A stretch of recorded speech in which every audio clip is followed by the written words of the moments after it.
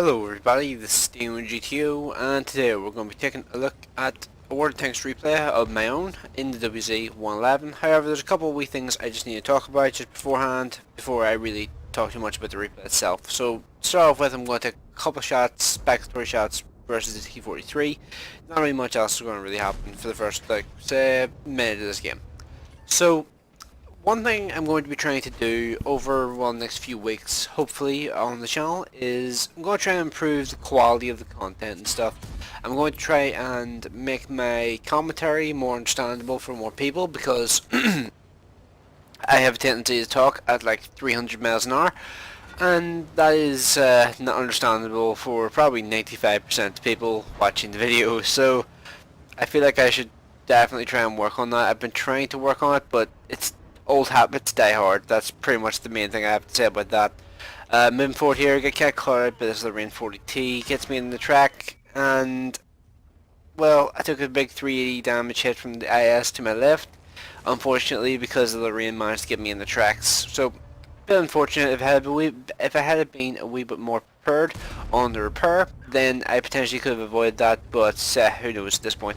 So, the IS is over there. He got a shot into the WZ-111. All three of our turrets are on this side. Meanwhile, they have two of their turrets on this side.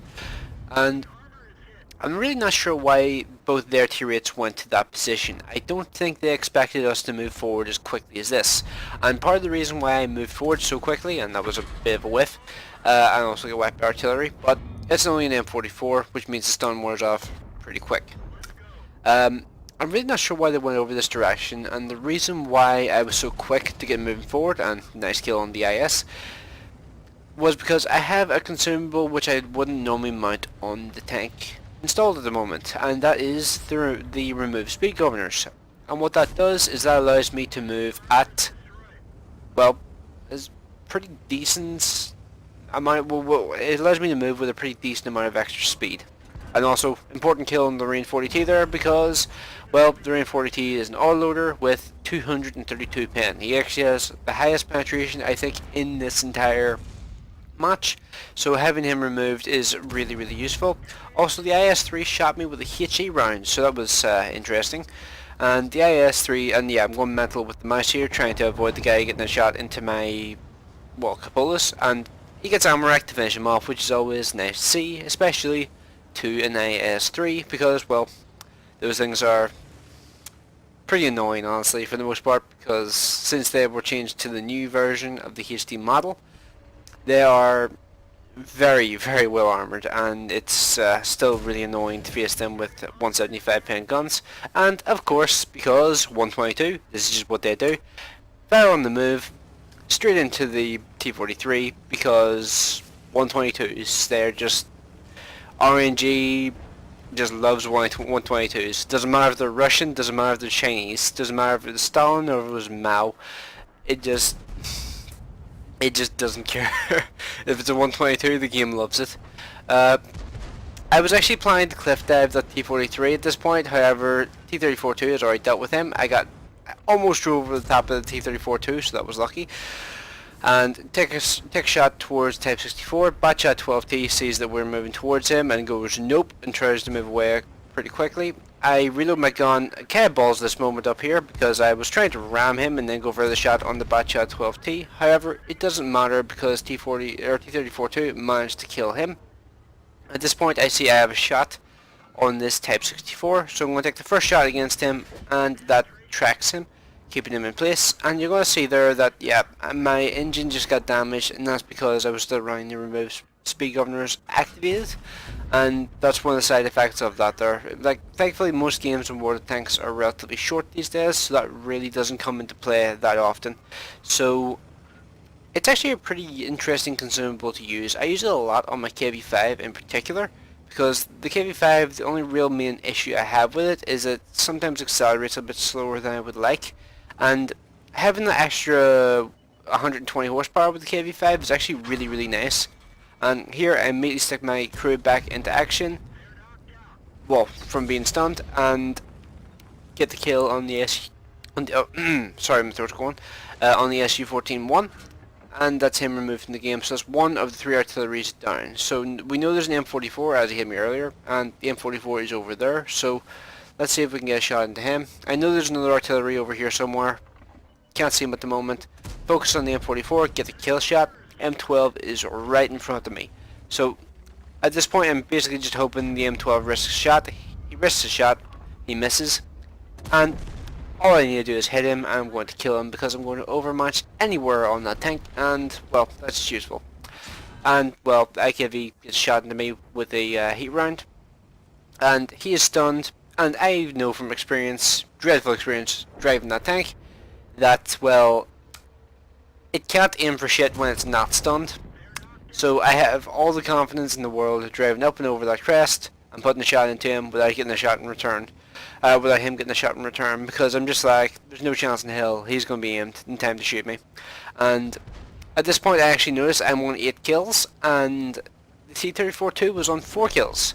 And at this point you can see I write into the chat, crucial, because I've never gotten one of those and it would be nice to get one. And T-34-2 thankfully accepts, and I'm like, yes! First ever crucial contribution, and well, I've had the opportunity to get them in the past. However, a lot of time, like, it's either because like the players left the game or something else that you never really seem to get them that often.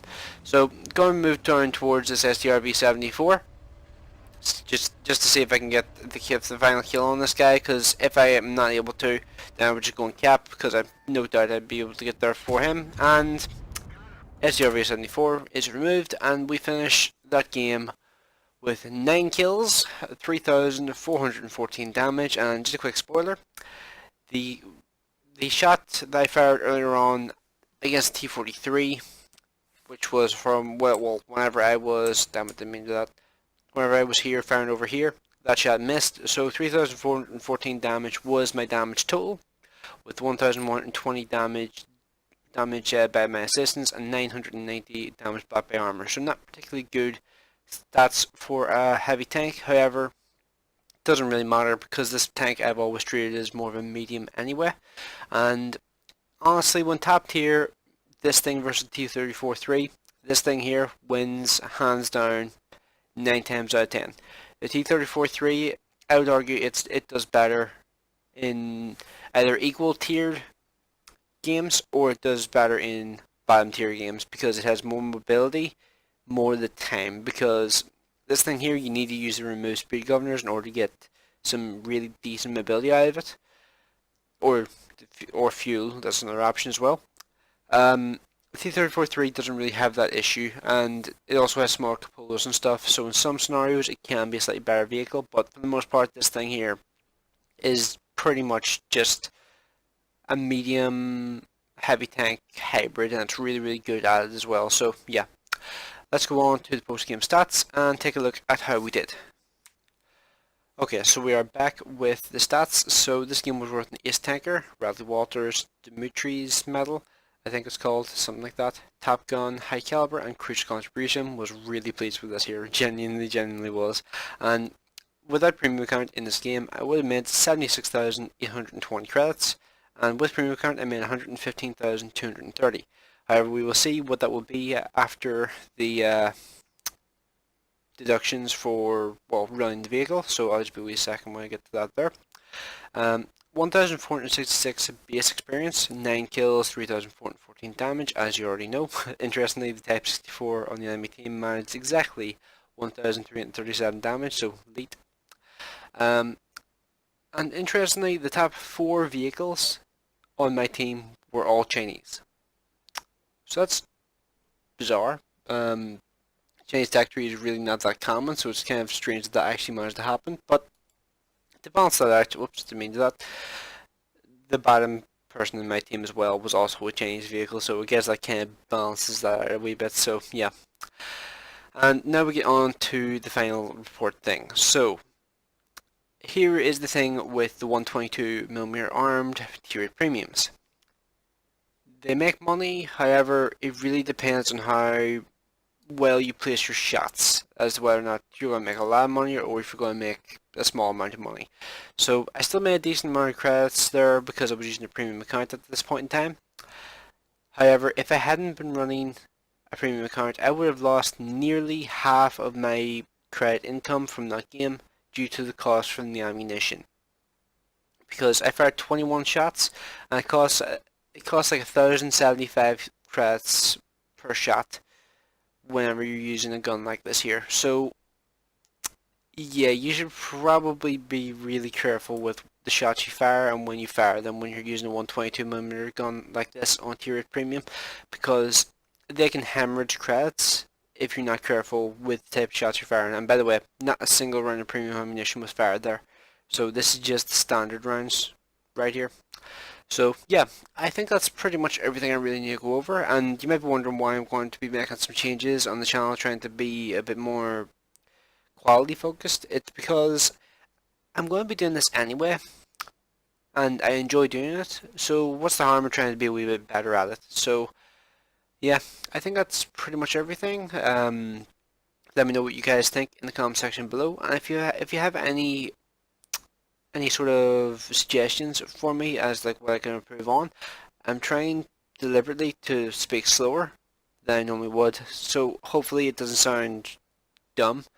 And yeah, let me know what you guys think in the comment section below. Hopefully you enjoyed the video and the future videos I'm going to be making on the channel. And yeah, thanks for watching. I will see you in the next one.